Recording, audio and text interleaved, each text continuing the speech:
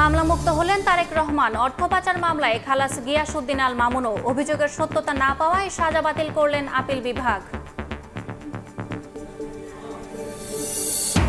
আগামী ডিসেম্বর বা মার্চের মধ্যে হবে জাতীয় নির্বাচন। আওয়ামী লীগ ভোটে অংশ নেবে কিনা সিদ্ধান্ত নিতে হবে দলটিকেই, বিবিসিকে প্রধান উপদেষ্টা ডক্টর ইউনূস।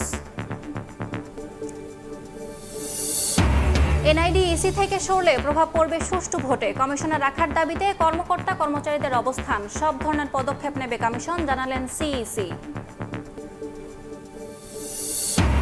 অভিযানের নামে মব তৈরি করলে ব্যবস্থার হুঁশিয়ারি স্বরাষ্ট্র উপদেষ্টার। বললেন, রমজান ঈদ ঘিরে চাঁদাবাজি, ছিনতাই ও ডাকাতি ঠেকাতে তৎপর আইনশৃঙ্খলা বাহিনী। এবং ইউপি চেয়ারম্যানের 15,000 কোটি টাকা পাচার। দুদকের অনুসন্ধানে নারায়ণগঞ্জের লাখ মিয়ার বিরুদ্ধে চাঞ্চল্যকর তথ্য। সাবেক মন্ত্রী টিপু মুন্সির নামেও মামলা।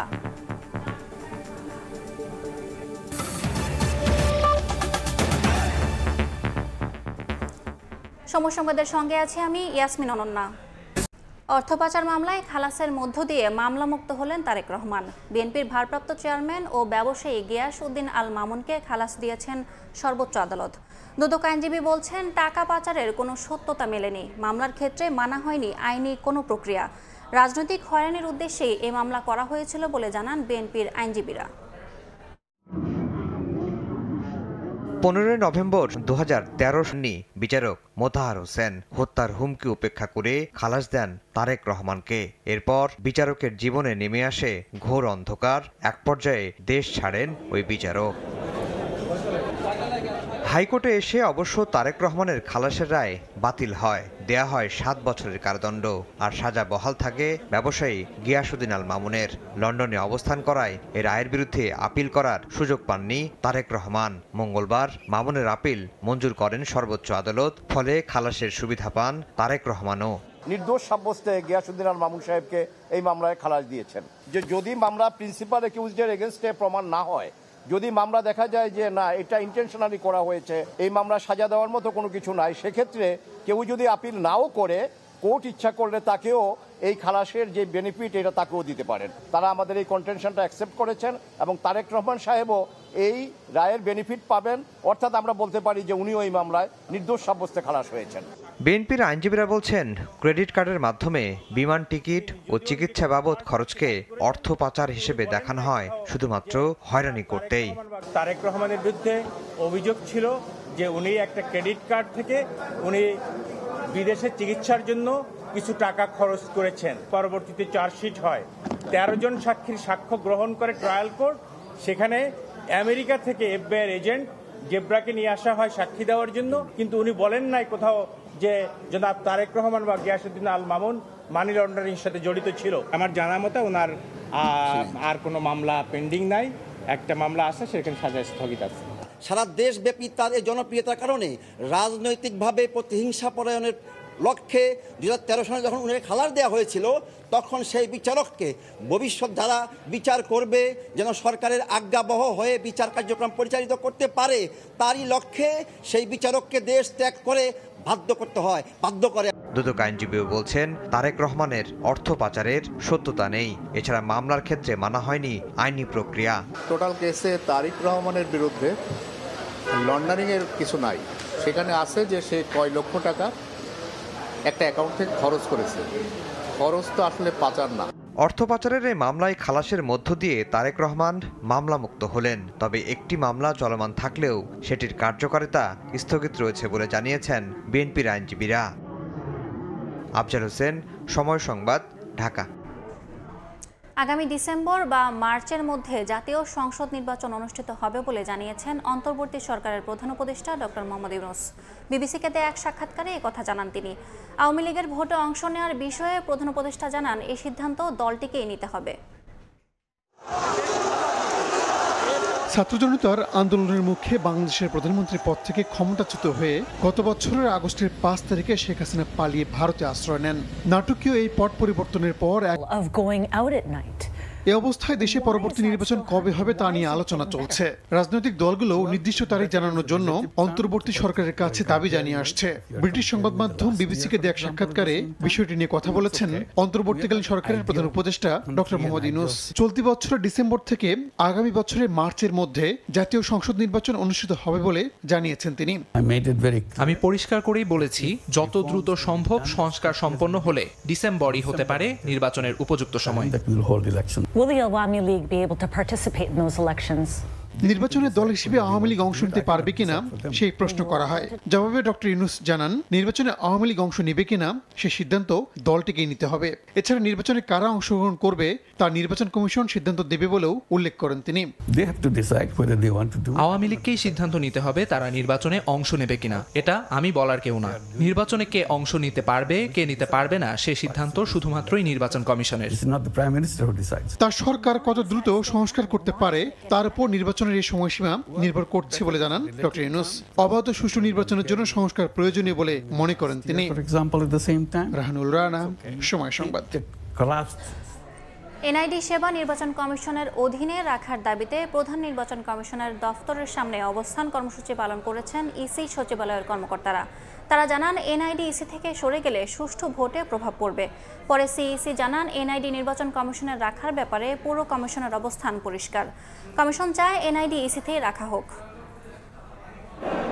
এনআইডি সেবা স্বরাষ্ট্র মন্ত্রণালয়ের অধীনে নিতে বিগত সরকার আইন করলেশনের অধীনে থাকবে এনআইডি সেবাও। তবে এমন সিদ্ধান্ত মানতে নারাজ নির্বাচন কমিশন কর্মকর্তা কর্মচারীরা। বৃহস্পতিবার দুপুরে নির্বাচন ভবনে সিইসির দপ্তরের সামনে অবস্থান নেন ইসির কর্মকর্তা কর্মচারীরা। দৃশ্যমান অগ্রগতি না হলে 12 মার্চ মানববন্ধন এবং 13 মার্চ থেকে কর্মবিরতির ঘোষণা দেন তারা। গত 17 বছর যাবৎ যেখানে এনআইডি সার্ভিসে কোনো রকম সমস্যা হয়নি, আজকে কি এমন পরিবেশ পরিস্থিতির উদ্ভব হলো যে এনআইডি সার্ভিসটা আজকে আলাদা করার প্রয়োজন হলো?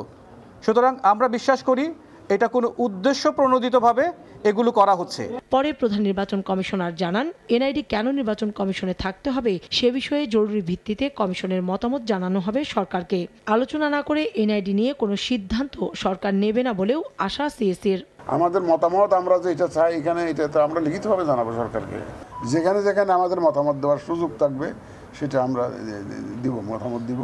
এবং এই ব্যাপারে আমাদের অবস্থান পরিষ্কার, আমাদের কোনো অবস্থানের কোনো ডিফারেন্স হয় নাই। এবং আমাদের ফুল কমিশন এটা সবাই চাই যে এই ব্যাপারে আমরা যাতে একটা আমাদের বক্তব্য সরকারকে আমরা জানাই। আমাদের সবার সম্মতিতে আমরা কিন্তু এই কাজটা করছি।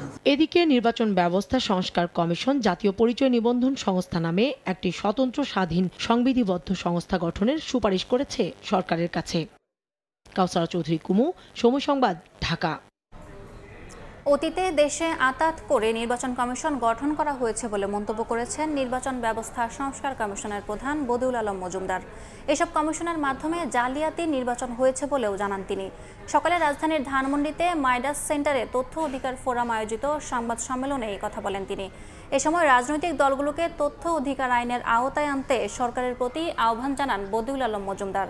এতে অনিয়ম দূর হয়ে রাজনৈতিক দলগুলোর কর্মকাণ্ডে স্বচ্ছতা আসবে বলে মনে করেন তিনি।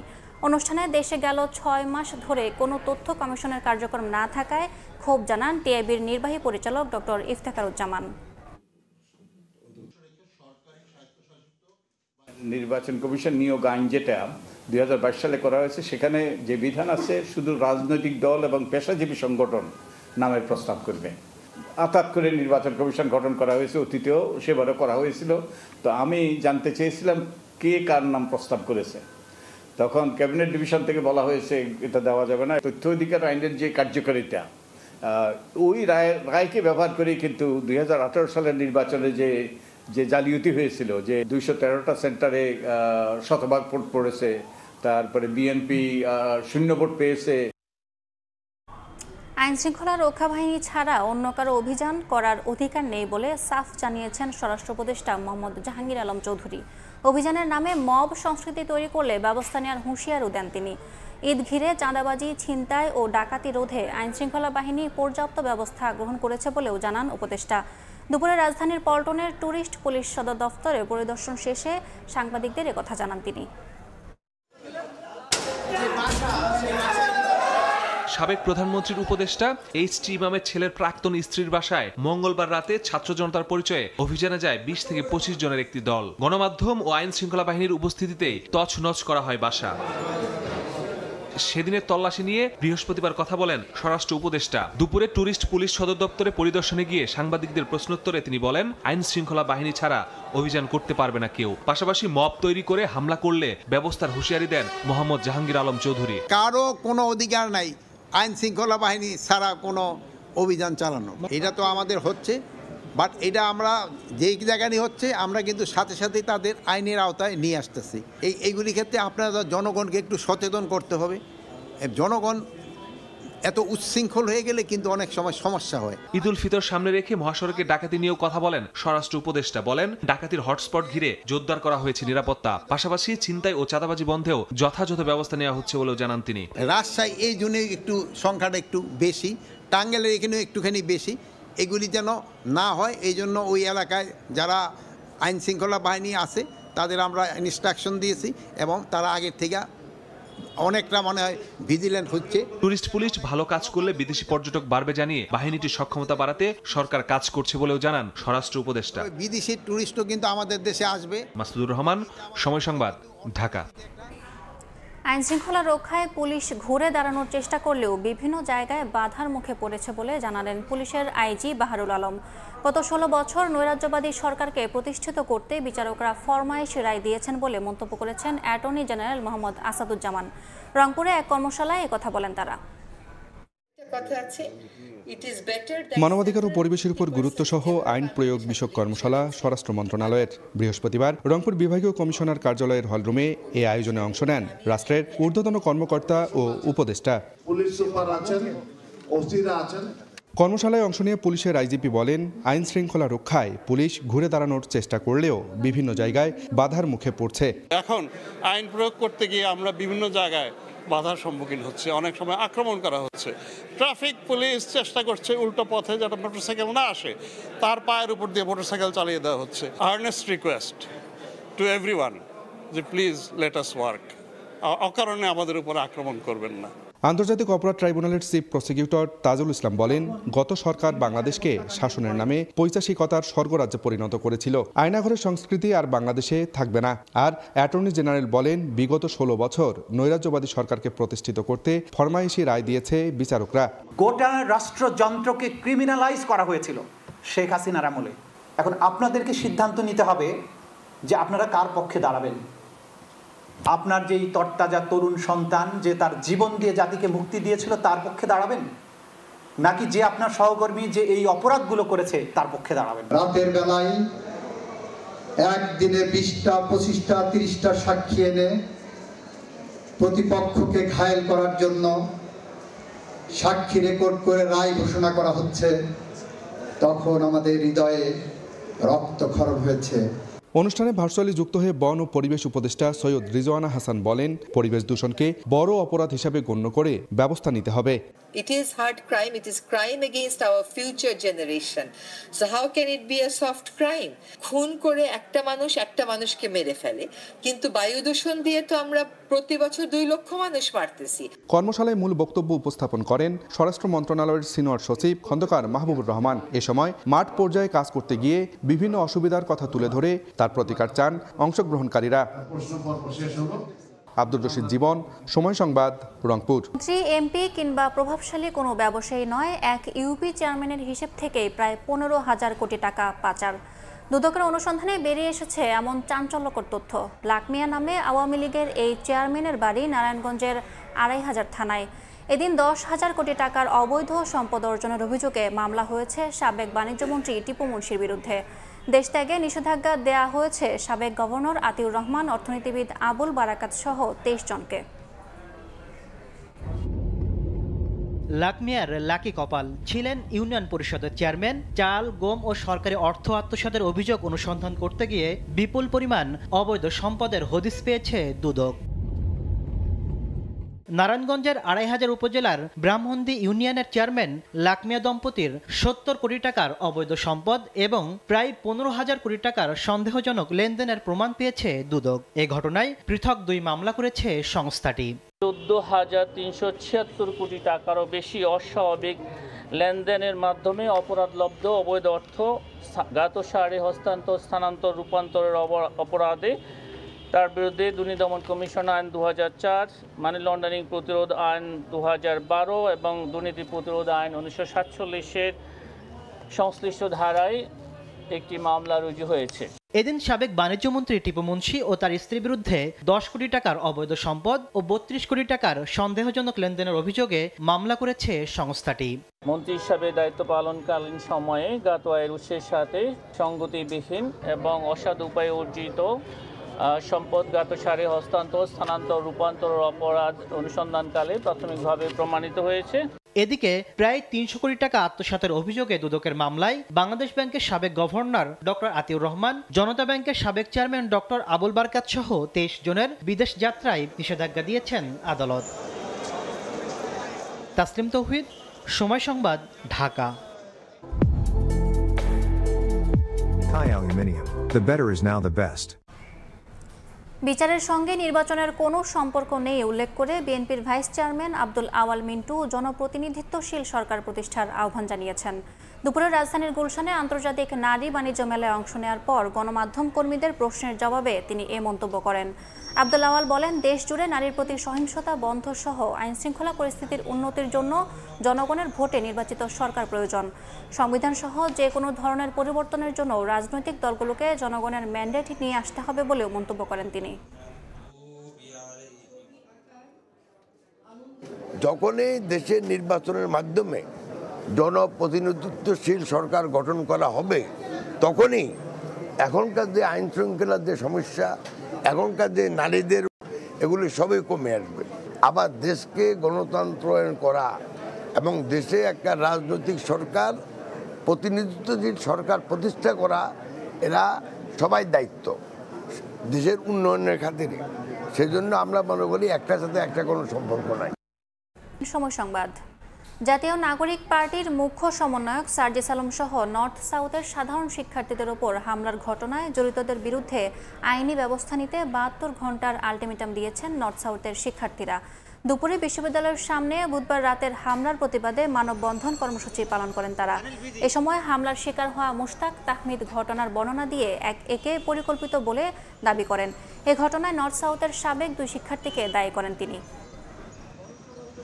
স্বরাষ্ট্র উপদেষ্টা এবং প্রধান উপদেষ্টা সকলের দৃষ্টি আকর্ষণ করছি, আমার মতো সাধারণ আন্দোলনকারীদের জীবনের নিরাপত্তা দিন।